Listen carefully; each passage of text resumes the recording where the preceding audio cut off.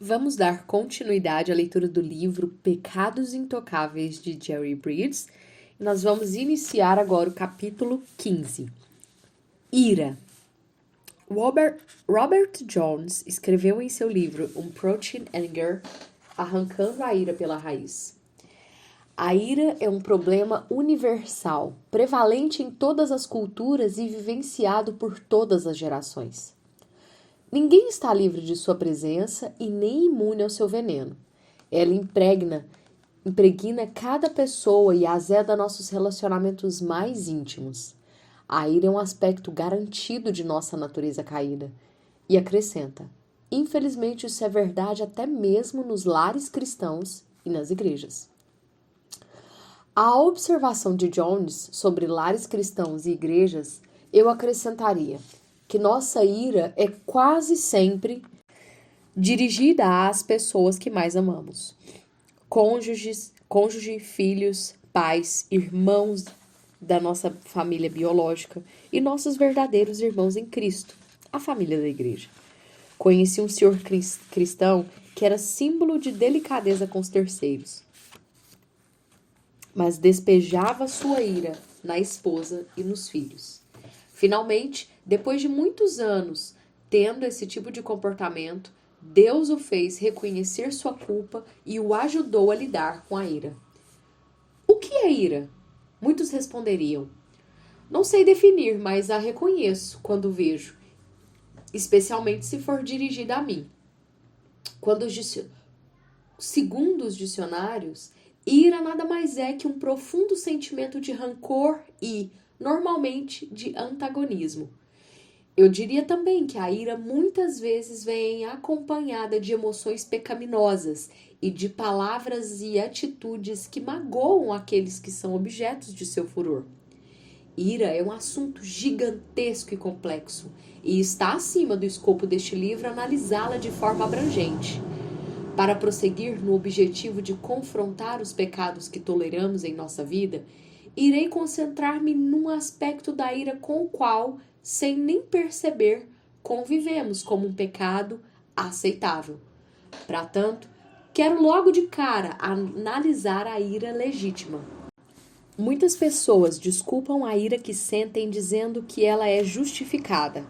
Acham que têm direito de ficar com ira em algumas situações. Mas como saber se minha ira é justificada? Primeiro, a ira legítima é fruto da percepção correta do mal verdadeiro, ou seja, da infração à lei moral de Deus. Ela é centrada em Deus e em sua vontade, não em mim e em minha vontade. Segundo, a ira legítima é sempre regida pelo autocontrole. Nunca nos faz perder a cabeça ou retalhar de modo vingativo. Aqui um apêndice. Sou profundamente agradecido a Robert Jones por esses conceitos, embora não os tenha citado ao pé da letra. Voltamos ao texto. Apesar de a Bíblia apresentar alguns exemplos de ira justificada, como a de Jesus na limpeza do templo, eles são poucos. O foco principal do ensino bíblico sobre o assunto tem a ver com a ira pecaminosa, nossas reações malvadas às ações ou às palavras dos outros. O fato de reagirmos ao pecado real de outra pessoa não torna nossa ira necessariamente correta. É provável que estejamos mais preocupados com o impacto negativo das atitudes erradas sobre nós do que com a profanação da lei de Deus. Talvez usemos a violação da lei de Deus como justificativa para respondermos com ira perversa. Outro aspecto da ira, que está fora do escopo deste livro, é o da pessoa que vive enfurecida, ou da pessoa cuja ira faz com que ela haja com violência, seja verbal ou física. Pessoas assim precisam de aconselhamento bíblico e pastoral adequados. Neste capítulo, quero me concentrar no que iremos chamar de ira comum, aquele tipo que aceitamos como parte da vida, mas que, na verdade, é pecado aos olhos de Deus. Ao reconhecer nossa ira, temos de admitir que ninguém nos faz ficar com ira. As palavras ou atitudes de alguém talvez desencadeiem a ira, porém o motivo está lá dentro de nós. Geralmente nosso orgulho, egoísmo ou desejo de supremacia. Concordei em ajudar um amigo, mas acabei me esquecendo de realizar a tarefa. Quando soube que não fiz o prometido, ele ficou zangado comigo. Por quê? Porque meu esquecimento deixou mal perante alguns de seus amigos. Isso não é desculpa para o meu esquecimento. É bem verdade que o deixei numa tremenda saia justa. Todavia, isso não muda o fato de que o motivo de sua ira não foi meu esquecimento, mas seu orgulho. Ficamos com ira quando alguém nos maltrata de algum modo.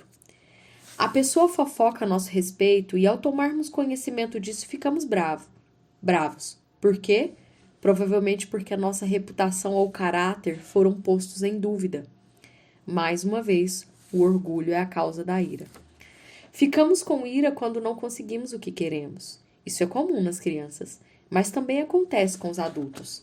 Muitas vezes, no casamento, o cônjuge de personalidade e gênio mais fortes quer dar as cartas o tempo todo, mesmo às custas da vontade ou do bom senso do outro. Quando esse cônjuge não consegue facilmente o que quer, sua tendência é ficar com ira. Situação parecida também pode acontecer na igreja, ou até mesmo em organizações cristãs.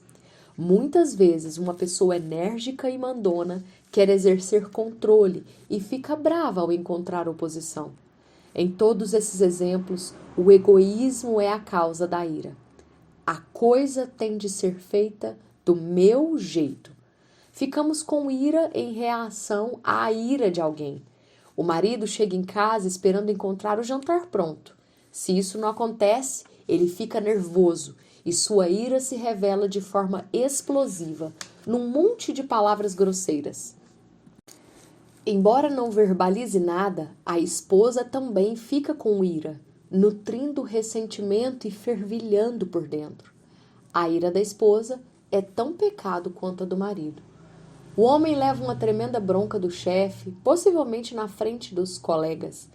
Ele não pode revidar à altura, mas, igual à infeliz esposa, ele também é consumido pelo ressentimento.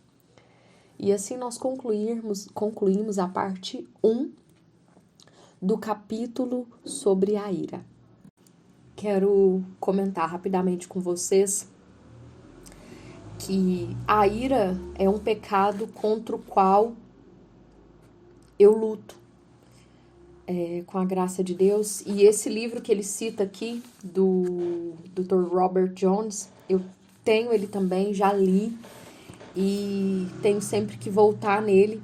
E ele faz uma definição funcional de ira nesse livro dele, que diz assim: nossa ira é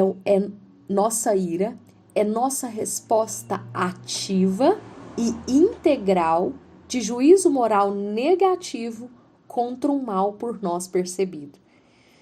Então, nossa ira envolve todo o nosso ser. Ele fala aqui que nossa ira envolve todo o nosso ser e põe em ação a nossa pessoa como um todo.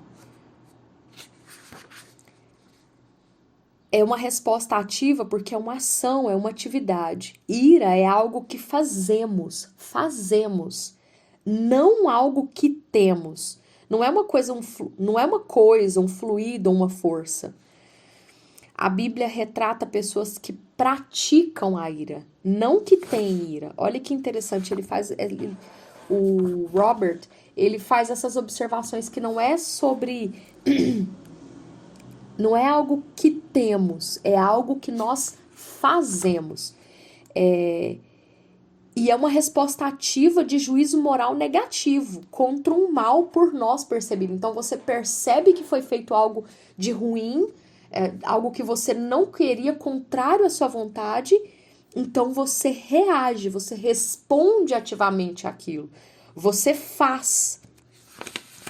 E como o Jerry Bridges também colocou, a ira é um assunto complexo e profundo. E, infelizmente, é um dos pecados intocáveis, um dos pecados sutis que é mais visto, né, no meio da cristandade, da comunidade cristã. E nisso eu falo a começar em mim. Que Deus nos ajude a olharmos mais ativamente, lutarmos contra isso para a glória de Deus.